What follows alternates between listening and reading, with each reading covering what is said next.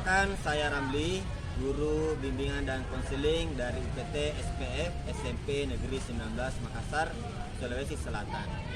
Saat ini saya akan berbagi praktik baik pembelajaran berdiferensiasi berkaitan dengan layanan bimbingan dan konseling di sekolah. Sebagai guru bimbingan dan konseling di sekolah, saya memiliki tugas untuk memberikan layanan informasi kepada peserta didik yang berkaitan pada aspek pribadi, sosial, belajar, dan karir. Pada aspek belajar, peserta didik perlu memahami lebih jauh, lebih dalam terkait dengan potensi, cara, dan strategi belajar yang tepat dan efisien. Oleh karena itu, saya akan memberikan layanan bimbingan dan konseling yang berdiferensiasi dengan topik atau materi mengenalkan strategi belajar dengan media Canva dan pohon Scrabble. Langkah awal yang dilakukan adalah dengan melakukan asesmen awal pembelajaran atau NIT asesmen layanan bimbingan dan konseling. Asesmen dilakukan dengan memberikan inventori kebutuhan kepada peserta didik melalui Google Form, sehingga memudahkan peserta didik untuk mengisi inventori kebutuhan. Selanjutnya, dari hasil isian peserta didik, dilanjutkan dengan pembuatan program bimbingan dan konseling, yang selanjutnya program tersebut dikonsultasikan kepada koordinator guru BK dan juga kepada kepala sekolah.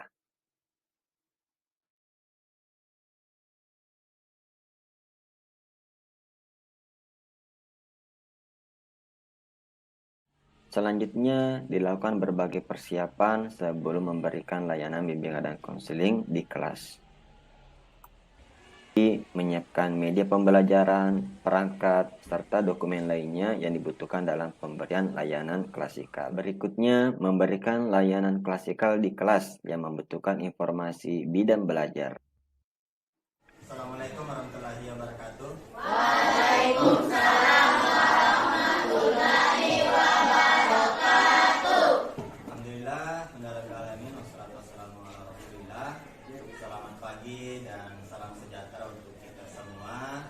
Terima kasih kepada Anda sekalian yang telah hadir di tempat ini untuk kita sama-sama mengikuti pembelajaran di pagi hari ini.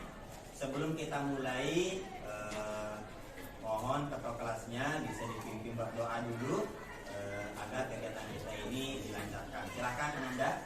Sebelum kegiatan dimulai, marilah kita berdoa sesuai kepercayaan dan keyakinan masing-masing. Doa dimulai.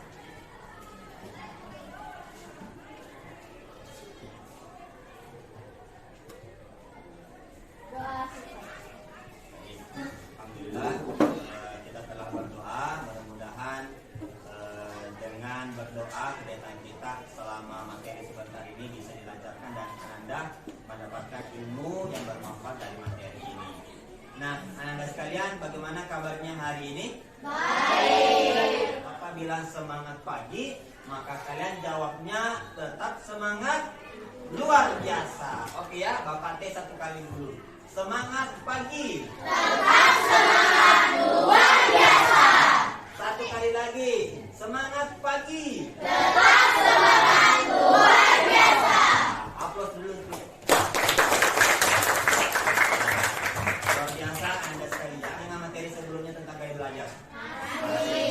Nah, ini adalah pertemuan lanjutan, pertemuan kedua. Bapak akan memberikan materi tentang strategi belajar yang efektif dan efisien. Nah, bagaimana Anda sekalian? Siap kita masuk pada materi? Siap. Ini nama khusus untuk materi ini, namanya Scrabble, ya, Scrabble, strategi belajar, ya. Jadi Scrabble ini Bapak berikan kenapa Anda sekalian agar kalian ini selama melakukan aktivitas belajar itu aktivitas yang kita lakukan untuk bisa supaya belajarnya kita itu efektif. Nah, itu namanya apa itu?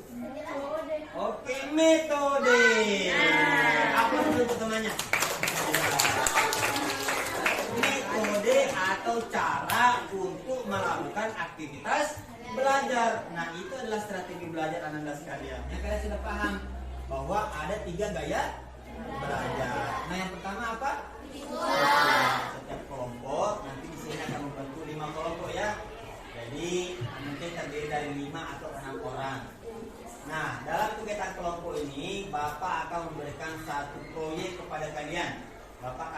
waktu sekitar 10. Oke. Siap? Siap. Nah, saya mulai ke kanan atau kiri dulu? Dari sini. Ya.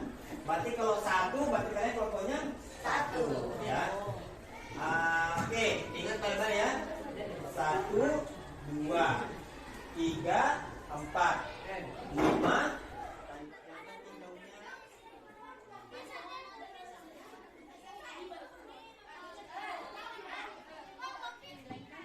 Layanan ini, peserta didik melakukan aktivitas kelompok secara kolaboratif dan aktif melakukan dan mengerjakan proyek kelompok.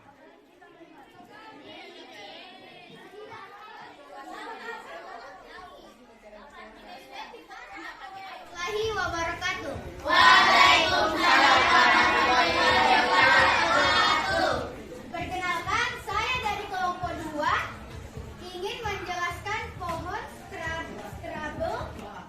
Setelah peserta didik menyelesaikan proyek kelompok, selanjutnya masing-masing kelompok diberikan kesempatan untuk mempresentasikan hasil proyek dari kelompoknya masing-masing. Ini hasil pekerjaan dari kelompok 2. Ya, apresiasi. Nah, sekarang Anda sekalian, karena sudah mengerjakan proyek, berarti Anda sekalian ini sudah melewati tadi sudah melewati 3 gaya belajar ya. Yang pertama visualnya sudah dipresentasi, kemudian yang kedua penjelasan, dan yang ketiga sekarang kita sudah melakukan proyek estetik. Nah, sekarang kita sudah sampai di tahap terakhir.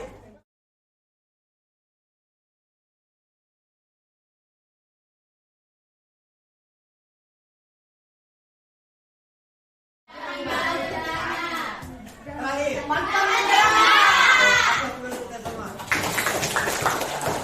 Nah, sebelum kita akhiri pertemuan, mana ketua kelasnya? Ketua kelasnya dipimpin kembali dan doa. Dibilang temannya, silakan. Sebelum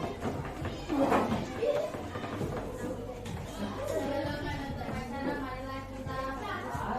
Sesuai kepercayaan dan keinginan masing-masing. Doa dimulai.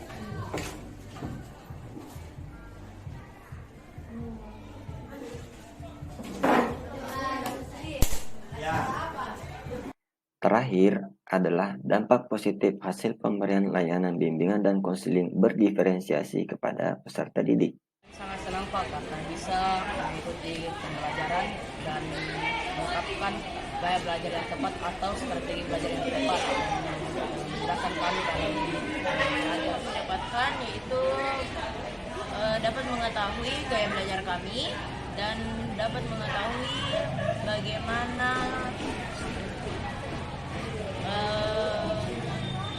cara belajar kami yang tepat.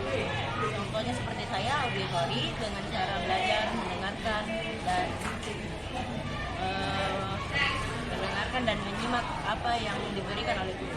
Kesan kami Pak, kami senang bisa mengikuti pembelajaran Bapak yang atau materi yang telah berikan kepada kami dan bisa mengikuti proses pembelajaran mata pelajaran yang lain dengan mudah dan kami dapat mengetahui bagaimana cara belajar kami secara tepat. Demikian layanan bimbingan dan konseling berdiferensiasi berkaitan dengan mengenalkan strategi belajar yang efektif dan efisien dengan menggunakan Canva dan pohon Scrabble. Layanan berdiferensiasi tentu saja memberikan banyak pengalaman dan kesan kepada peserta didik, terutama dalam mengenali dan memahami dirinya.